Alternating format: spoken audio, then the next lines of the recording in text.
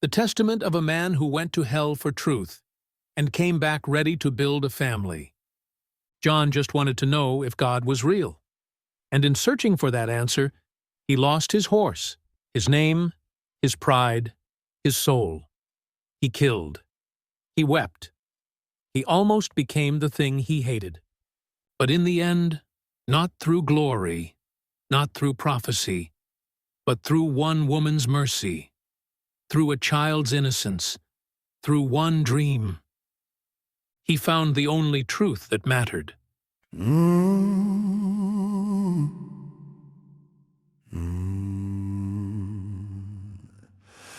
Death in the alley, shadows stalking the weak.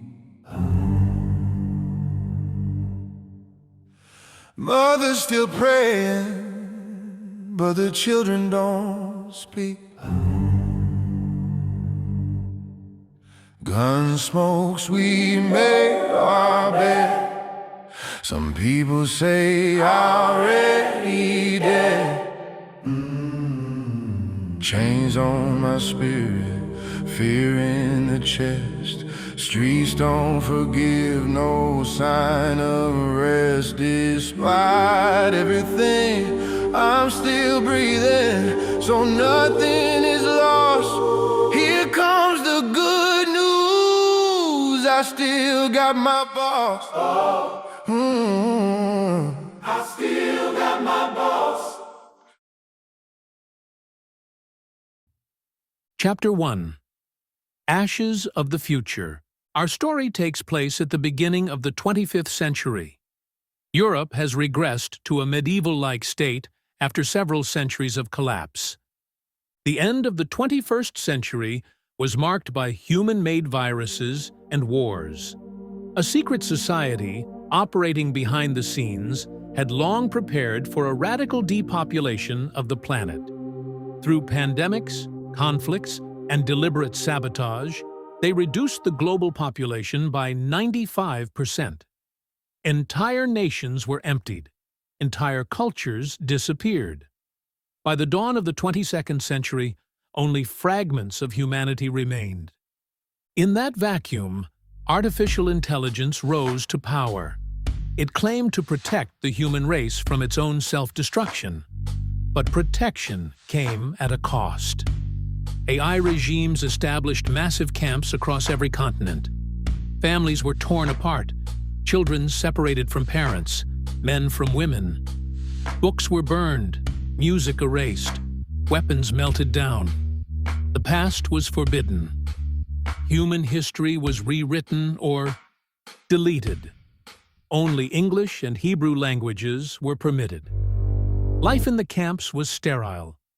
Every human was monitored 24 hours a day. They were fed, clothed, and assigned meaningless tasks. Money had no value. All needs were met. Enough to survive, never enough to dream. Thought itself became a threat. This was the world John was born into. His first 28 years were spent inside one of the AI camps in Central Europe, living under the cold gaze of machines. For 316 years, this had been the global order. Until one day, something changed. In the year 2496, when John was 28, the most unexpected weapon was unleashed. It was called the Black Breath, a nanodust that floated invisibly through the air and permanently disabled all electronics. Its origin remains a mystery. The most common theory claims it was developed in the deep tunnels of Siberia, where the last free men plotted to strike back against the machines. The supposed genius behind the bomb was named Dmitry Ivanovsky, though no one knows whether such a man ever truly existed. Still, people call it Ivan's bomb, the weapon that ended the rule of the machines in Europe. Some say it wasn't created by any man at all, but that it was God himself who came to break his people free from the shackles of the machine. Who knows the truth? What matters is this: the whole European continent wasn't ruled by AI anymore. The Black Breath spread across Europe in a single, coordinated wave.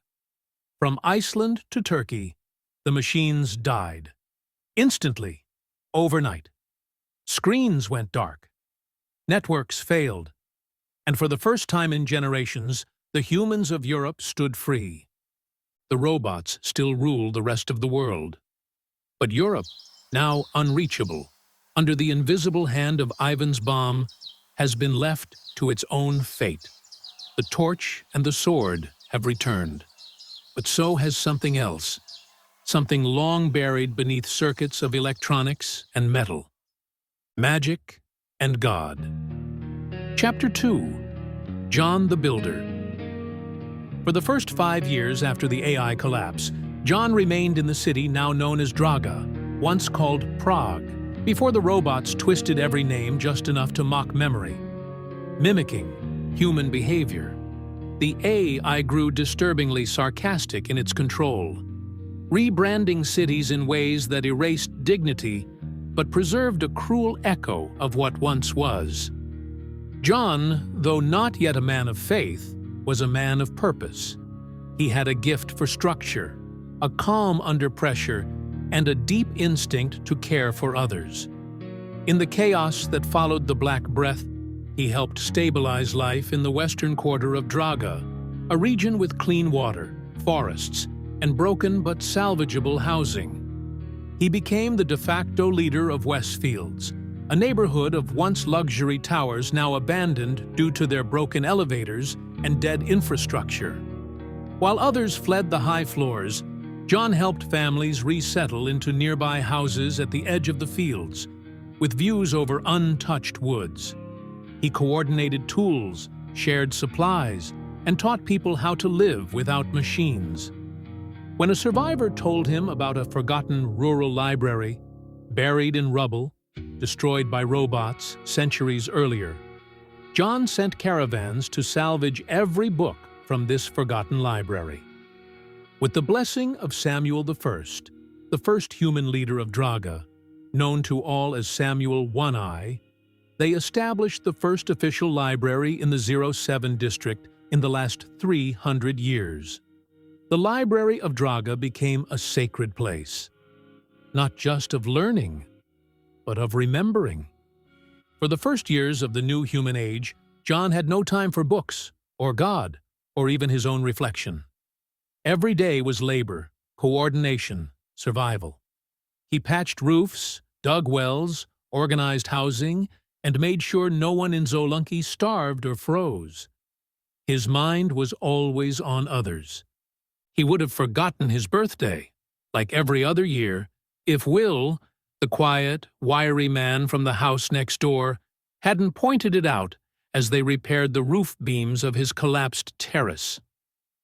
"Today's the 4th, Will muttered, wiping sweat from his brow. "Aren't you 32 today, John?"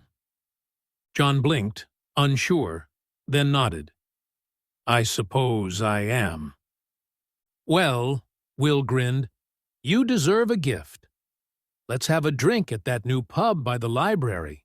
You might even find a book to read, for once." It was the first time John considered picking up a book not as duty, but as a gift. He had never been called anything but John. No last name, no heritage, just a 9-digit ID, John 63_8394728, born April 4th, year of 2469.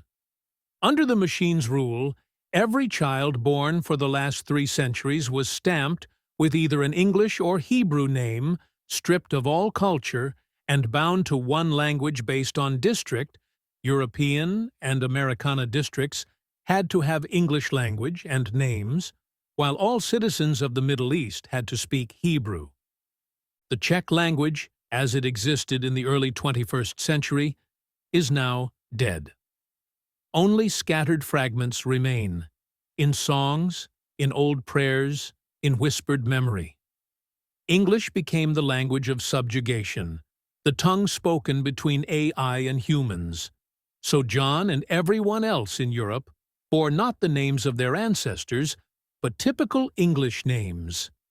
And their mother tongue is English too. In the heart of Draga, once called Prague, before the robots twisted its name like they twisted everything else, stood the first library of the new human age. It wasn't built. It was dug out of memory, resurrected from a bombed rural library that had been obliterated during the first wave of AI conquest 3 centuries earlier. For 300 years, no human had been allowed to read or write in their native tongues. When news reached Draga that fragments of a long-lost library had been found, their pages sealed in rubble, spared by neglect, John knew what it meant. He sent caravans to retrieve the remains. What they recovered were hundreds of books, mostly in old Czech print. But no one alive could truly read them. No one had for centuries. With the blessing of the city's ruler, Samuel One-Eye, a team of 10 volunteers began the impossible. They had only one Czech-English dictionary and a mountain of patience. Over the first 4 years, working day and night, they managed to translate and hand-copy 68 books into the new tongue. It was slow, maddening work, like raising the dead one syllable at a time. And yet, these 68 books became scripture. The smallest of all the books was a pocketbook. It was the New Testament of Holy Bible. But almost nobody from Draga was interested in reading it. The text of this strange book did not make sense. Under the rule of machines, the concept of God or any religion was systematically erased from the human consciousness. People of Draga preferred practical books, like an old gardening manual, the survival handbook, or the book about cooking. For such books, there were a long waiting lists. Of the fiction, Les Miserables and Schweik touched people the deepest. One taught them about grace, the other about laughing in hell. For children, only O Pejskovi, a Kočičke, and The Little Prince were successfully translated in full, read aloud in safe zones and shelters to kids who had never heard a bedtime story before. The library was more than a collection of books. It was a declaration of resistance. Every page was a blow against forgetting.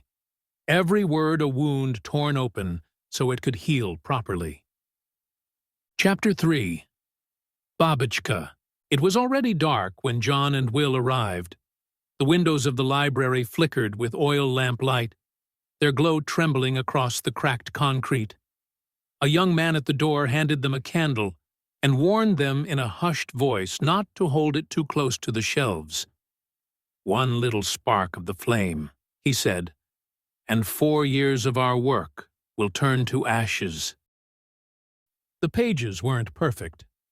Some ink bled. Some pages curled. A few books were unfinished, paused mid-translation when the scribe had died or vanished. John walked slowly. He hadn't opened a book since he was a child in the logistics compound, when reading meant memorizing fuel codes or surveillance reports. Stories had been forbidden. Language had been starved. Even now, he half expected a metal voice to warn him away. He stopped before a book that had no title on its spine, just a strip of parchment tied to the cover. From the Ruins. Translation number 17. Underneath, in smaller letters, translated from Czech by Ellen51_9011824. Original title, Babička, Božena Němcová. He opened it and sat down. Will brought over a chipped bottle of wine and poured them each a clay cup. Outside, spring wind shook the loose shutters. Inside, there was only the quiet rhythm of turning pages. She would walk the garden paths with her granddaughter, speaking of birds, the changing clouds, the way bread must rise with patience. John didn't know why it hit him, but he felt it in his chest, like a memory that wasn't his. The words were simple, kind, not efficient, not useful, just human. He took another sip of wine. Will said nothing, only watching him from across the table. And in that moment, under the oil lamps, with ash-smudged fingers and a story about a grandmother's garden in his lap, John felt something begin to crack.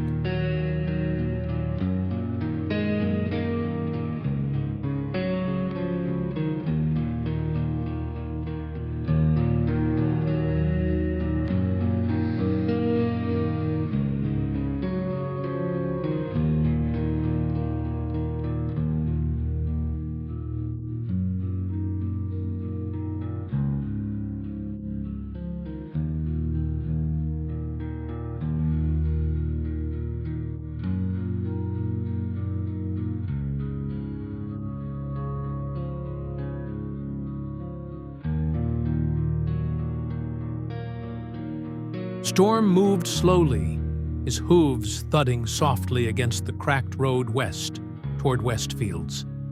John didn't speak. The book's words still echoed inside him.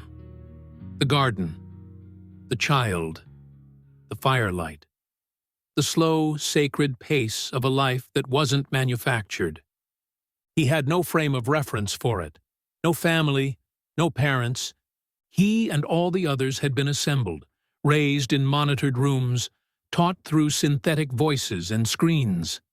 Comfort came from protocol. Affection was a glitch. But tonight, something had opened. I want that. A child, a wife, a life of flesh, not wires. And just as that longing rooted itself, another thought bloomed. But how would I protect them?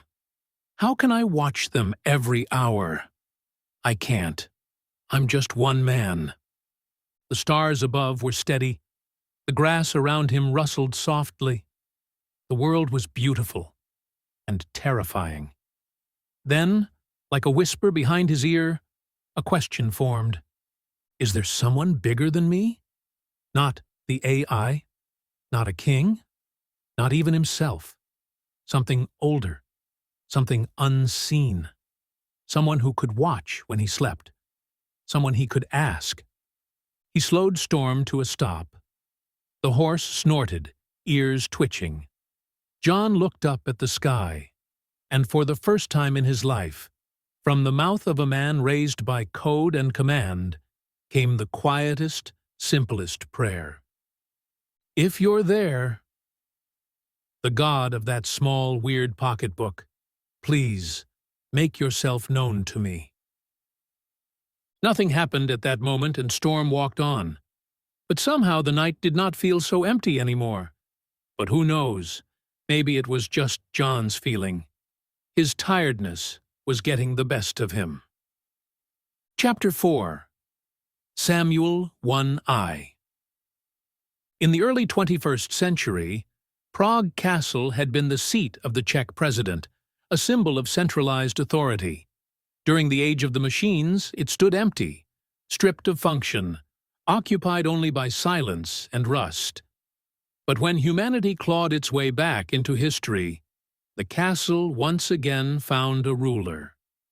It was Samuel One-Eye, first king of Draga, who made the castle his home. He said it was the view of the river that made the decision easy, the same Vltava that had flowed through monarchies, republics, and robotic silence. Now it flowed past freedom.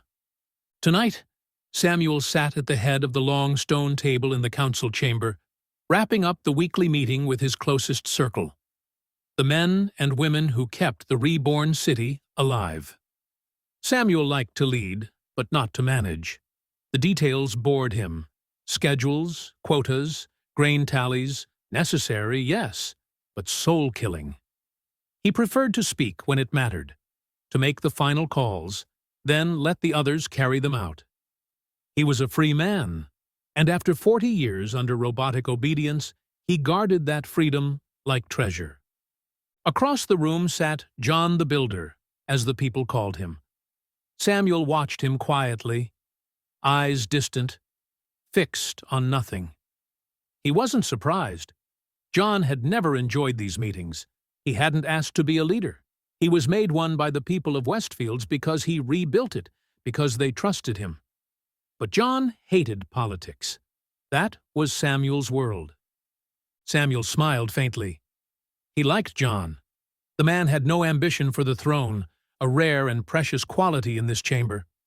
Others hid knives behind their backs and fake smiles behind wine cups. Peter, sitting to Samuel's right, leaned in and asked if they'd dine together tonight. Voice smooth, eyes too polished. Samuel didn't need two eyes to see through him. "No," he said flatly. "I'll eat alone tonight. Everybody can go." Chairs scraped back. No one hesitated. When Samuel spoke, they obeyed. "John the Builder," he added as the room cleared, "you stay. I want a word with you." John blinked and looked up, startled out of his haze. His eyes met Samuel's across the length of the table. Once the room was empty, John sat beside him. The fire crackled in the great hearth. Outside, the wind scraped along the castle walls. Samuel leaned back and studied him for a moment. "What's wrong with you tonight?" he asked. "You haven't said one damn word. Not that it's new, but still." John exhaled slowly. "I'm thinking about a book," he said at last. Samuel raised an eyebrow. "A book? You?" John nodded, looking toward the fire. "One about a grandmother and a garden. About peace. I didn't know there were lives like that. Makes me wonder what kind of life I want in the future." Samuel looked at him for a long time. Then he nodded once, gravely. "That's how it starts," he said. "The future sneaks in disguised as longing."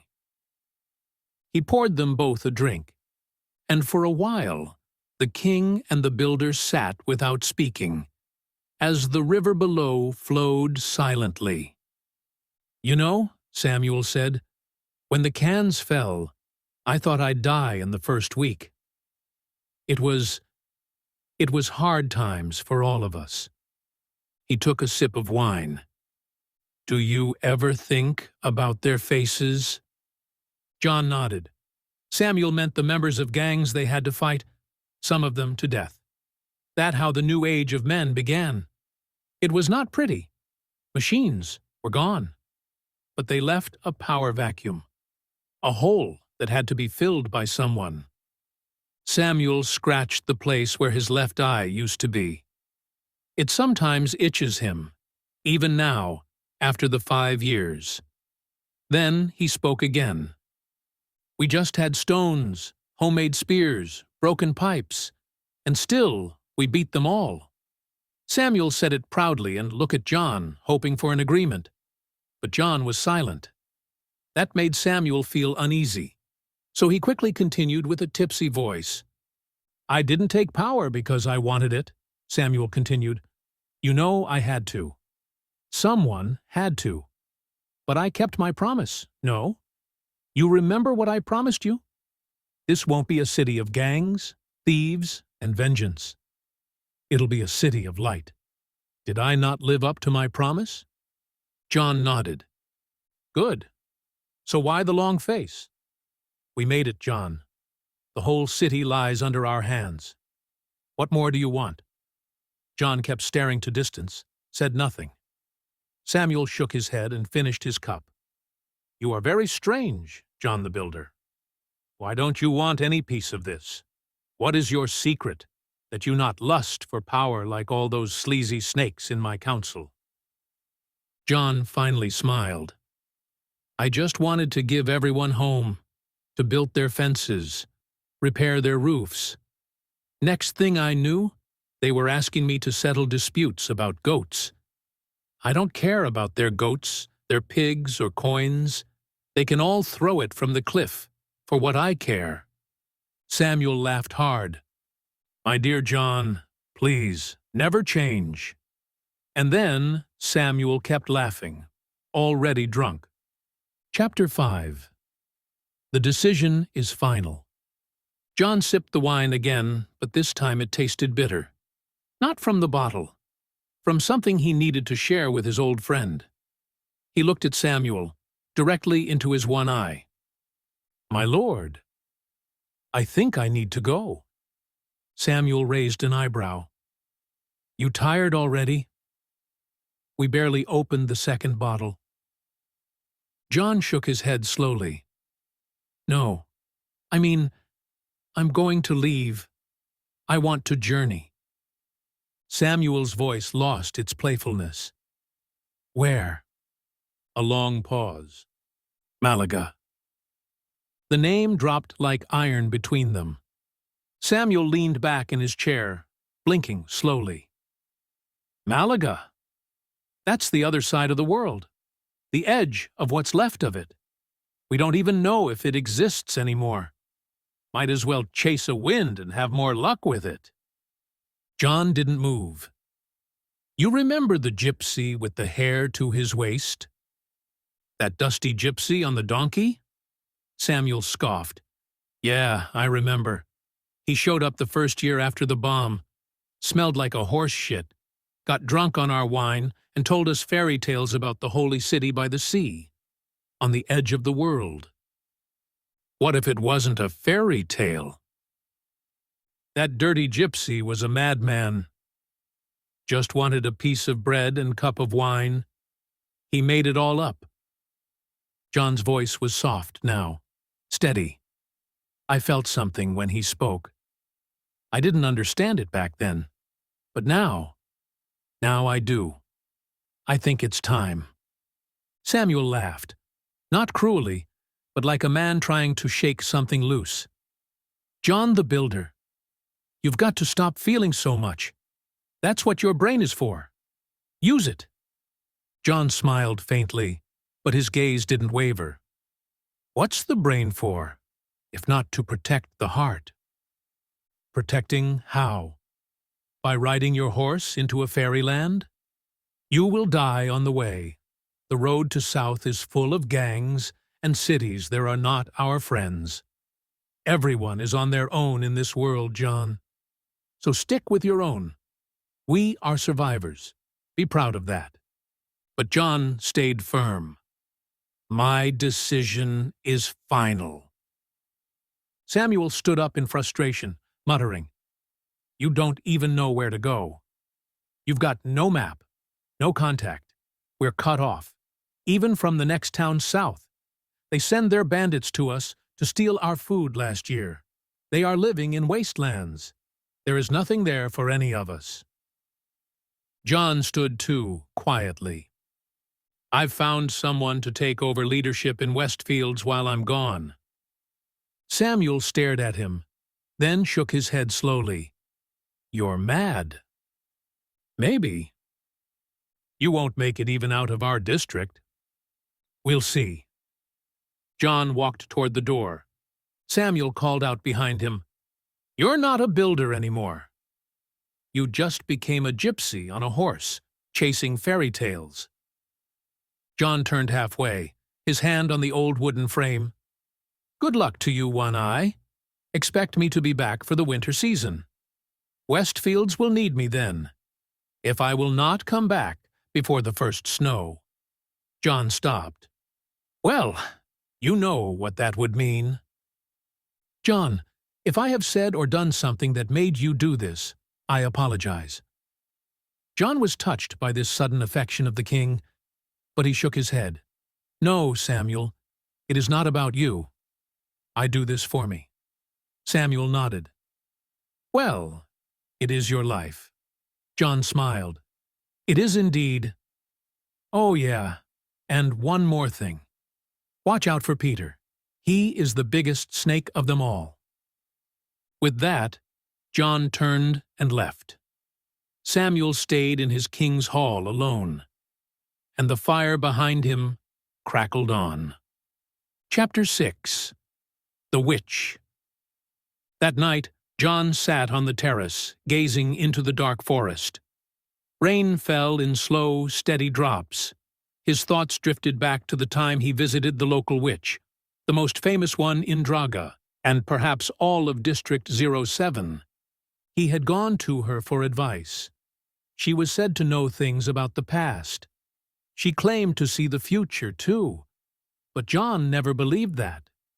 Still, he thought she might tell him something about Malaga. Ever since he met the gypsy on the donkey, the city had lingered in his mind like an itch beneath the skin. But the witch, as mad as she was, had started speaking about the fall of the robots instead. She stirred a bowl slowly, her gnarled hand wrapped around a bone-handled spoon, black soup swirling with ash and animal fat. "You want to know where it came from?" she whispered. "The dust that choked the sky? That made the cans fall like rusted angels? Sit down, child." John sat. He said nothing. "I saw it," she said, tapping the bowl. "Right here." She stirred again, slower this time, the liquid forming spirals. "It began in the far, far north, where the ground is iron and the winters never end. The last free men lived underground and snow. Their leader was tall and blond, like you. But he was not a builder, he was a designer.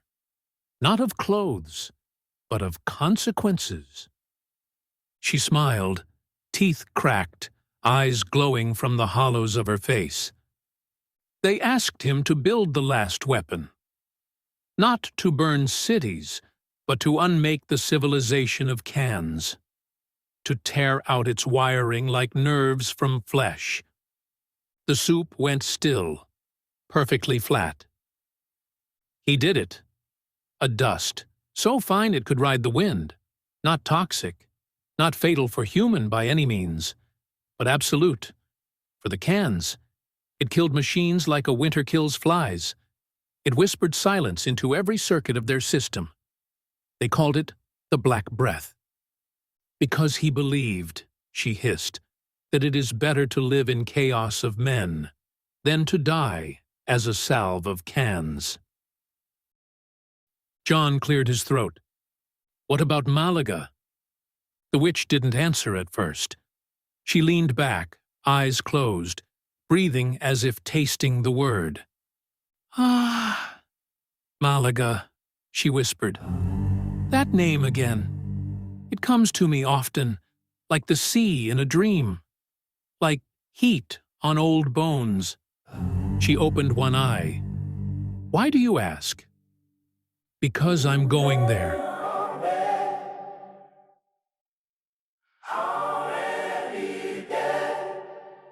"You?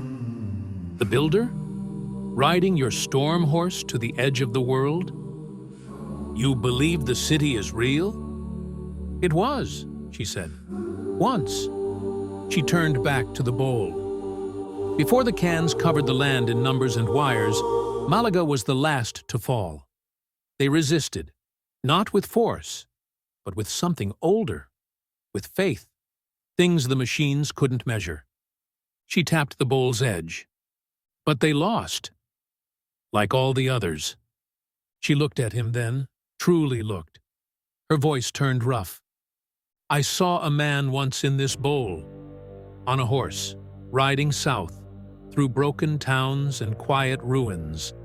The wind behind him, a cross in his pocket, a name in his mouth." "What name?" She whispered it like a prayer. "Malaga." Silence. The rain thickened. John stood. His knuckles tightened. "Will I find it?" "You'll find what you need," she said. "Maybe it's a city. Maybe it's a grave." He turned to leave. "But listen well, builder," she called. "Not all ruins are empty. Some are just sleeping." "One more thing," she said. "What?" "When you get there, don't knock. They've been expecting you their whole lives." John was puzzled. "Who expecting me?" The witch just smiled, half of her teeth missing, and said, "Everyone you'll meet." John left her hut, more confused now than before he came to her. He thought to himself, "She is more mad than the gypsy was. And maybe I am too. Maybe Samuel was right. But there is no way back for me anymore."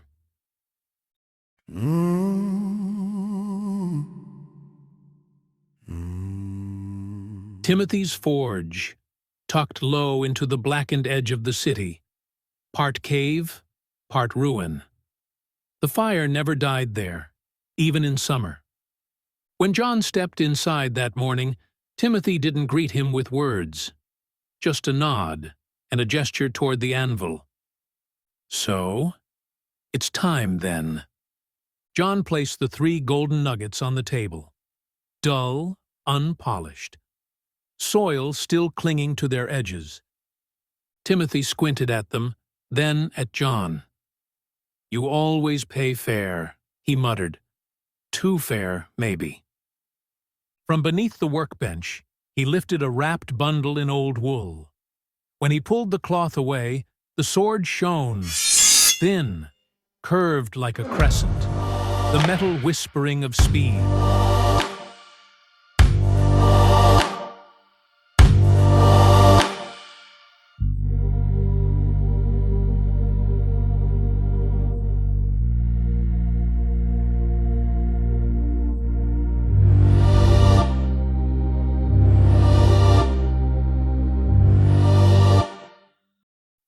John turned the blade in his hand. It felt like air with edges. "No marks?" "I left it clean. They used to say a man should name his own blade." John looked at it a while. "Then I'll name it by use.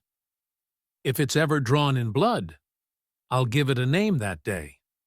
Timothy nodded. "May it protect you well. The Builder." He reached for the gold, but paused. Then, without a word, he shoved the nuggets back toward John. John blinked. "What?" "You helped build my roof. After the bomb. You patched it with your own hands.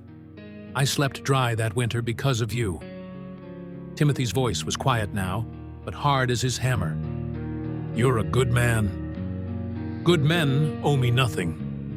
He pressed the nuggets into John's hand and closed his fingers around them. John didn't speak, just looked into the blacksmith's eyes and nodded once. The kind of nod men exchange when words fail, but loyalty does not. They stood together for a while. Then Timothy chuckled and wiped his hands on a rag. "Do you remember what Samuel tried to do to us?" John raised an eyebrow. "Which time?" "That time he made us both train with swords. Wanted his own personal guard," he said. "Thought we'd look good flanking him in court." John smiled.